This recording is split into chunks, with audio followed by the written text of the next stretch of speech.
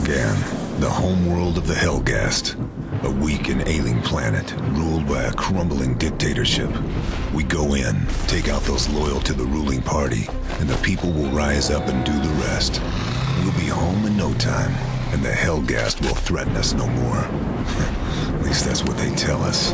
Me, I'm a soldier, and I trust my instincts. And my instincts are telling me something's not right.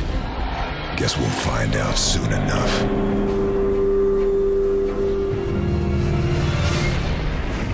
Unleash the whirlwind of our wrath. Our guns never tire, and we have beaten back the foe.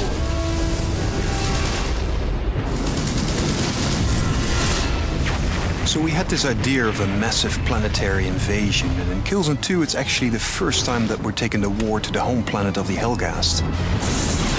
You're outgunned, you're outnumbered, and the notion is that you never quite feel safe. In Killzone 2, the theater of war and the feeling of war is really all around you. It's the ISA battlecruisers in the sky that remind you of the epic war that you're fighting on the planet. But it's also the small things like walking around Helgen planet. And we try to really entrench this feeling of war in all the different elements.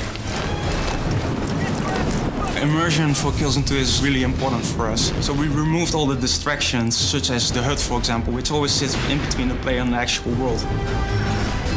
We wanted to make the player feel vulnerable, so we have a lot of things going on that make him feel that he's really there. The other thing we try to do is make the player feel physically connected to the world. There is this valve that you can turn, and you use the 6-axis controller. That really makes the player feel more immersed. We've made everything first person. For example, helping a buddy up a higher area is in first person. If the player dies, the camera will fall over in first person. Because every time you pull out the camera and make a third-person shot, it breaks the sense of immersion. The PlayStation 3 has allowed us to do much more complex things with the AI in Killzone 2. The Hellgast will respond much more to the player's actions. They will jump over obstacles and hide behind cover. And if you shoot the cover, they will rethink what to do and make another plan. The hit response system in Killzone 2 has become one of the most important mechanics in the game. And to make that as realistic as possible, we spent a lot of time on making this system really work well. Whenever the player fires at an enemy in a certain situation, he will see a different response, which really adds to the variety of the game.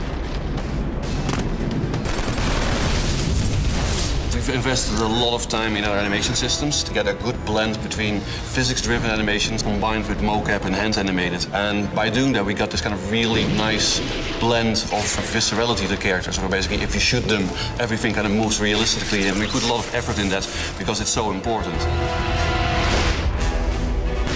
Every hit in our game has got to create a very dramatic impact.